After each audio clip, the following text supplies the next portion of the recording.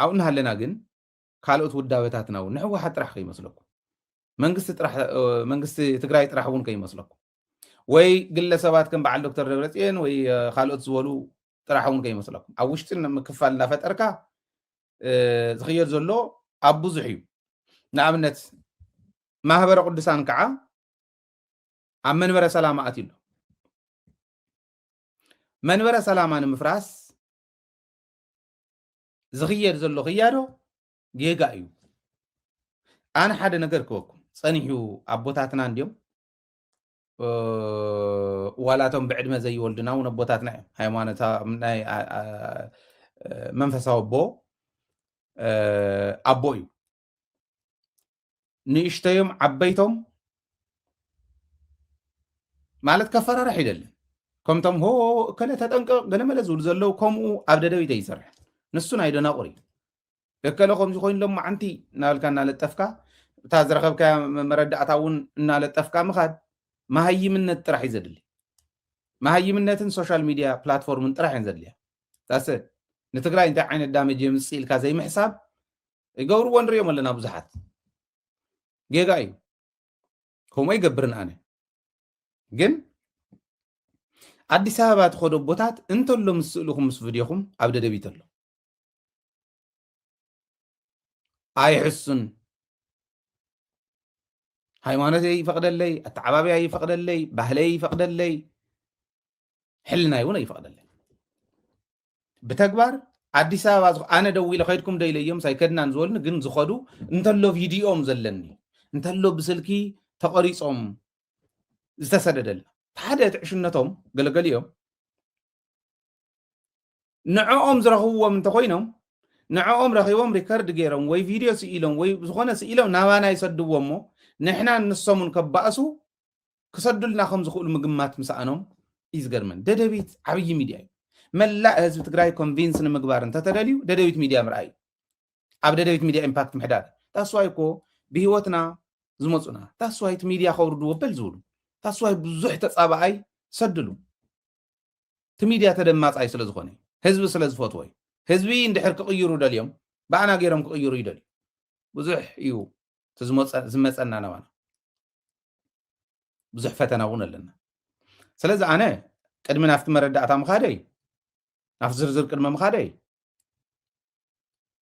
ካህን ይኹን ፅግዕተኛ ተጠቃሚ ይኹን ኣለው እዮም ፅግዕተኛ ተጠቀምቲ ክህነት የብሎም ግዛዕ የብሎም ከምዚ ብትእምርተ መስቀል መፅሓፍ እንታይ ዝበሃል ነፀላ ከምዚ ገይሮም ለዊሶም ስለ ዝኸዱ ውሽጦም ካሊእ ደጊኦም ካሊእ ለቢሶም እዚኣ ከምዚኣ ገይሮም በትሕትና ርእሶም ከምዚኣ ገይሮም ስለተዛረቡ ቤተ ክህነት ኩሉ ክእዝዙ ዝኽእሉ ዝመስሎም ዘይንፈልጦም ዝመስሎም ልያቡ ኣለዉ ኣቦታት እናንቋሸሹ ዝውዕሉ ምንቁሻሽ እንተዝኾን ነይሩ ንዓና ክንዲ ዝለኣኸና ካብ ማህበረ ቅዱሳን ካብ ባዕሎም ናባና ክንዲ ዝለኣኽ መረዳእታ ናብ ካሊእ ናብኣቶም ናፍቶም ዝኸድዎም ባዕሎም መረዳእታ ዘቕብልዎም እንዳደወሉ ዘዛርብዎም ናህና እዩ ዝብል ዘሎ ናብኦም እኳ ሰይለኣኽ ምክንያቱ እንታይ መሲልኩም ፈትዮሙና ኣይኮነን ነንባዕልና ክባልዑና እንተኮይኖም ነንባዕሉ ክባላዕ ምእንታን ናብ ኩሉ ዝበፅሕ ቻናል ምጥቃም ግዴታ ስለ ዝኾኖም እዮም ናባይ ዝሰድዎ ናብ ደደቢት ዝሰድዎ ይሰዱልና እዮም ትኸዱ ጳጳሳት ኣለኹም ፈልጠኩም እያ ኣለው ዝኸዱ እከለ ይብልን ምክንያቱ ሆ ምባል ትክክል ኣይኮነን ይብል ስለ ዘሎ እከለ ምባል እውን ትክክል ኣይኮነን ይብል ስለ ዘሎ እንተኸፊኣ ግን ናፍቱ ዝምልከቶ ኮምፓይል ጌርና ቪድዮ ፎቶ ድምፂ መረዳእታ ሰነዳት ብምልአን ዋላተን ትኬት ዝኸዱለን ናይ ኣየር ትኬት እንተይተረፈ ዓያሹ ዲኹም ኣየር ብኣየር ገይሩ ከይዱ ዝኾነ ሰብስ ናይ ኣየር ትኬት ሃይለ ምውፃእ ከኣብዮ ኣነ እንተኣዊን ኣነ ሰነፍ እንተኮይነማ ባዕሎም ቶም ኣየር መንገዲ ናይ እከለ ትኬት ክበካስ ክንዲዚአን ቅርሺ ደትበኒ ኢሎም እዮም ዝሰዱለይ አንፎርቹኔትሊ ህዝብና ይርድኦ ናይ ደደቢት ስራሕ ትደገ ዘሎ መርት ውሽጢ ኣይርድኦና ይብል ደንቢ ዝርድኦ ስለ ዝርድኦ እውን እዩ ዝርኦ ሓግዙና ክንብል ከለና ኣነ ሳንሳን ኣቢሉኒ እዩ ሚድያ እዚ ግን ብገንዘብ ክገዝኦ ዘይክእል ፍቅሪ ህዝቢ صلوت ولد رخيب اللي وصي لكو خاموت سامين إذا خيد لبام ببغزيو تردق حق زني نمنتهي كم نخف ساعة لايت نبل نأكل خفي لي يخن زي لما كم كزارة بيكل إمانو نجن تيب أما بامبا يا حزي ملما أنا يقول لي أنا هاي الحزي أخي أنت تأكيهم أخي أنت تأكيهم منسترات وي ناي بيتك نت أخيوا ركبك هنا تتغيرنا إتيب حد باب أسوسيو ويك أشوص يسلا زينك قال عم كلا سلا زينو بلوم تات أيولن كم تقول كوي تفرحوا أتفرحوا شكر يلا مثاليا ويتناقركوا يالله أبنتي أيتسقو أكليلنا كاران تتودق أبكسادنا ينقالعن نعهم ينقالعكم نهنا ينا نقالع وصيلهم ركبة كانت لومو تغيرو زاري ركبة كانت تدرغوال ወይ ዛሬ የናንተ ጳጳስ የናንተ ቄስ የናንተ ደብተራ የናንተ ምናምን ይሄ አስፈጻሚ እንደዚህ መጥቶ ነበር እንደዚህ ብለዋል ይሎም ይሁና ተንዙ ወሃባ ነው ሳንድ ያድሌቶ ኢትዮጵያ ኑሮ ውድነት ኮይን ወዘለት ፈልጦ ሚኒስትር አታይ ተረፈ ታከቡ ኃይለ ይሱን ሰራዊት ታኪዮም በቀዳማይ አት ያخت ወጽ ኩላ ሰሚዕና ያይና ኩላ ኢና ሰሚዕና ኩላ ናይ ሰራዊት ናይ ኢትዮጵያ ሰራዊት ዘተ እንተለቶም ነህና ዝነበሩላ ፓርሻል ውፅና ይናው እትዋና ተሲሪየስ ዝኾነ በመሪሕነትና ክረእ ዘለዎ ግን ናፍቲ ዝምልከቶ ሰዲድና ኢና ናይ ጳጳሳቱን ኮሚ ናይ ቤተ ክህነቱን ኮሚ መንበረ ሰላማ ክተፍርሱ ምስተኸዱ እመኑኒ ክንድድለያ ክትመሳቀል ነገር እምበር ጥራኹም ዘትርፍ ኢና ክንገብራ ምክንያቱ ናይ ህይወት ጉዳይ ናይ ህልውና ጉዳይ መስዋዕትነት ከፊልና ለን ኣነ ከፊለለየ ንባዕሊ ከፊለለየ መንበረ ሰላማ ንክምስረት ዝደኸምናዮ ድኻም ከፊልና ንሓድሮ ዝነበርና ድቃስና ሲኢልና ንሓድሮ ዝነበርና ተኣምራት እዩ ክጃሃር ደልየ ይኮነ ንባዕለይ ንመንነተይ ኢለ እየ ገይረዮ ንክብረይ ኢለ እየ ገይረዮ ክጃሃር ይደልና ኣብ ዝኾነ ይኹን ኩነት ክንጃሃር ተንደሊ እቶም ብኢንተርናሽናል ሚዲያታት ዘውፀና እዮም ሕዚ ኢንተርናሽናል ሚዲያ ኣከለ ዝበሃል ፋይናንሻል ታይምስ ወፅይዎ ቢቢሲ ወፅይዎ ናይ ተጎጋ ናይ ጉዳ ኣነ ኣብዚ ከፊለ ዝሰራሕክዎ ስራሕ ብኡ ስለ ዝወፀ ኣነ ኣም ሶ ፕራውድ ከምኡ ስለ ዝወፀ ኣም ሶ ፕራውድ ኦፍ ማይሰልፍ ንባዕለይ እውን ነቲ ሚድያይ እውን ነቲ ህዝበይ እውን ነቲ መሪሕነተይ እውን ክብሪ እዩ ንኩልና ክብሪ ብሃይለ ስለ ዘይወፀ ይግደሰሉና ህዝበይ ዶ ጠቂሙ ኣይጠቕመን እዩ ትሕተይ 17600 ኣባላት ሰራዊት ትግራይ ኣባላት ሰራዊት ኢትዮጵያ ዝነበሩ ተጋሩ 6700 ፌደራል ፖሊስ ዝነበሩ ተጋሩ ኣበይ ኣለው ተኣሲሩ ኣበይ ተኣሲሮም ኣለው ዝብል ፋሕቲሩ ዝረኸቦ ደደቢት እዩ ዘውፀ ግን ኣሶሽትድ ፕሬስ እዩ ወይና ውፅኢና እዩ ከመይ ገርና ሰሪሕና ይሕና ንፈልጥ መረዳእታ ስለ ዘይብልና ከይመስለኩም ወይ ክነውፅ ስለ ዘይንደሊ ከይመስለኩም ብትወፃ ክነውፃ ኢና ግን መንበረ ሰላማ ማለት ሕወሓት ጠቂማትን ኣይኮነትን ንዓይ ኣብዚ ማለት ማቹርድ ኮይነ ክሰርሕ ኣለዉ ዝግባኣኒ ኣብ ዓደይ ኣነ እውን ተበዲለ በቲ መስርሕ ሕማቕ ብምዃኑ ካብ ሕወሓት ንላዕሊ ግን ካሊእ የብልናን ኢልና ሕወሓት ንድግፍ ዘለና የለን ሕወሓት ትመስል ካሊእ እስካዕ ንፈጥር ሕወሓት ምድጋፍና ይግድን እዩ ገዛ ንክትሰርሕ ኣብ ዝናብ እዋን ገዛ ሰሪሕካ ኢኻ ገዛ ተፍርስ ኣብ ፀሓይ ገዛ ሰሪሕካ ኢኻ ገዛ ተፍርስ ኣፍሪስካ ይኮንካ ንትሰርሕ ሰሪሕካ ኢኻ ተፍርስ ድሓር ትፅጉኖ ተፍርሱ ካሊእ ሰሪሕካ ማለት እዩ ስለዚ መንበረ ሰላማ ክተፍርሱ ትኸዱ ዘለኹም ተጠንቀቑ እያ ታብ ውሽጢ መረዳእታ ንዝኾኑ ንማንም ጉሒላ ወዲ ጉሒላ ኣታ ኣይተሓሱ ዝብል እንዳማሃርካ በዓልካስ ጳጳስ ምድሪ ቀሺ ምድሪ ከምዚ ዓይነት ጉዳጉድ ይኽየድ ሓደ እዚ ምጥንቃቕ የለን ነቦታትና ክብሪ ኣለና ክንሕግዘኩም ክንድግፈኩም ኢና ክብሪ ኣለኩም ኣብ ህዝቢ እውን ክብሪ ኣለዎ ባኹም መስዋዕትነት እንተኮይና እውን ተገኒዝኩም እንዲኹም መንኩስኩም ተሰዋእኹም እኮ ኢኹም ኦረዲ መስዋዕትነት ተድልያ እውን ንሳ ተኸፍልዋ እምበር ነዲስ ኣበባ ቆምሹሕ ፂሩ ዝኸይድ ፈላሲ ይኹን ጳጳስ ቀሺ ይኹን ዲያቆን ክህሎ ይደልን ኣነ أنا طرحت يكون كذب تجري ونكم يدل من برا سلام خاطر هذا عبيت مسكوتنا يا حزي تجري لا تخيد تجري جنا كوي بلتن كح واحد هاجر تجري بلتن كتبل زقبا بوليتيكلي خصوصا زقبون السي ببيتك الدرجة سينودوس ناي تجري لا هاجر زقومت من برا سلامة ناي مجمريا ما نمكن مكحلا يخلين دحر حزن تجري أزيس كتفرسوا أو زيس كتفعل عليه بوليتيكيين تاتجيكم نسخهم ولا أنت دليو أنا قربوتاتي عبي قندو زأكر رحوق يكونكن خزلفونا يدلن ساقم زلو وسر تفليه سب انت رأيما صليكم ملسوه بالله انتهي لقاعة مسرح لكم بمسرح ملسوه بمسرح تاي مالتي ما هبر قدسان مرقاب مالت لوك هذي لوغان ما هبر قدسان حيال ودابي قليل ودابي خي مسلكم ما هبر قدسان نزوم مبوزي أمس بصوا من سلامة نايك أدم باسرقة أقاطعم ኮይኑ ريكارد ون لني أبا إبراهيم أب ዝኾነ እዋን ደው ኢለ ዛሪበዮም ነይረ أنا دي خالي ኣይፈልጡንን ደው ኢሎም ለይ ብርግጽ ንደዋወል ነርና ኢና ግን ኣብቲ ዝደወል ኩሎም እንታይ ኢና ጉዕና ድሓን ንሱ ይቀመጥ ከም ዝበልክዎ ንዕኦም ኣይነቃልዕነቶም ናህና ኢና ነቃልዕ ሓንቲ ዝበል ንጽብቕቲ ግን ክነግረኩም ብፍልጠት እንተተመዚኑ ንዓተ ሰራዕ እንተ ዝበሃል ናይ ኢትዮጵያ ካህን ተሰሩዕ እንተ ንበሃል ኢሎም ኣባ አብርሃም እዮም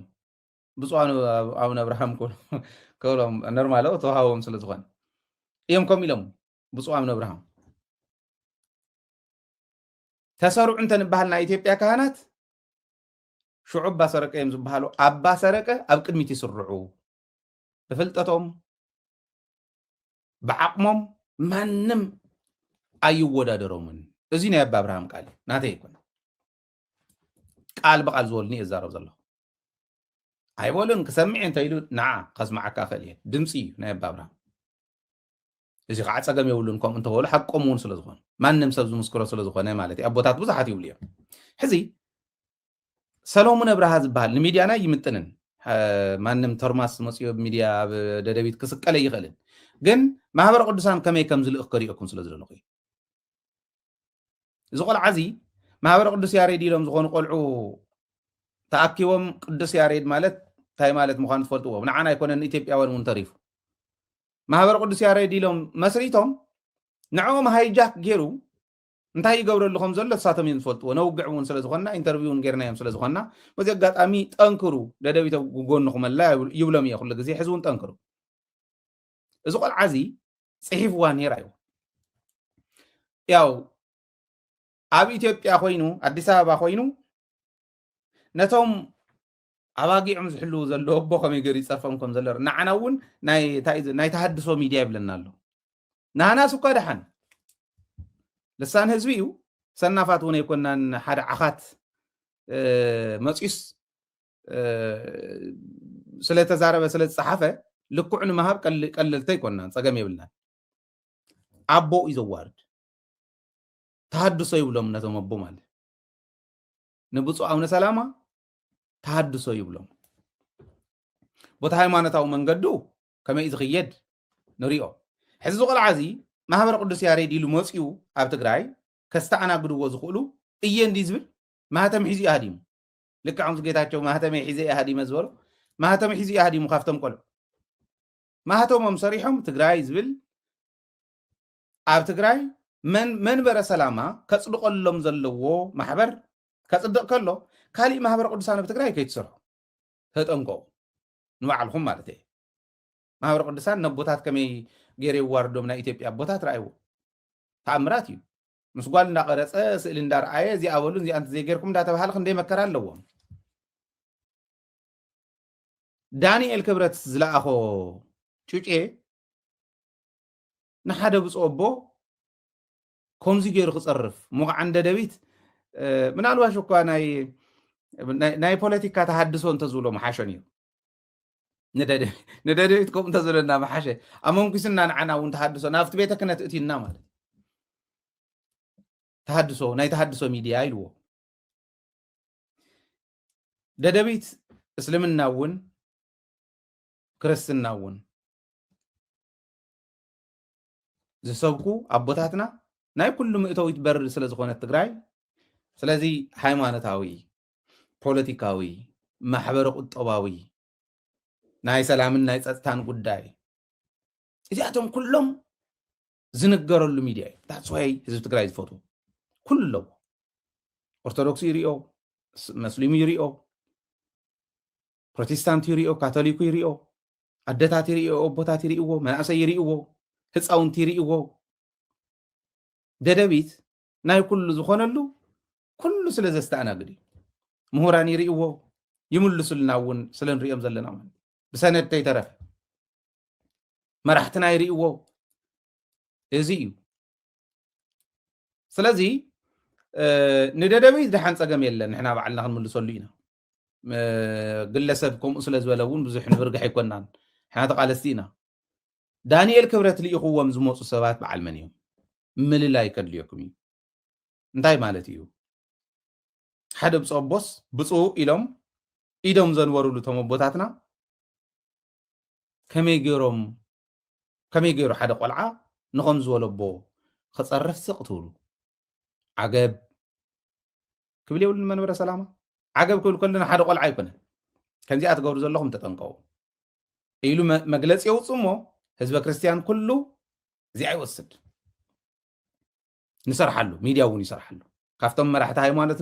ሃይማኖት ንላዕሊ ካሊእ ዝእዝዛ የብላ እንታ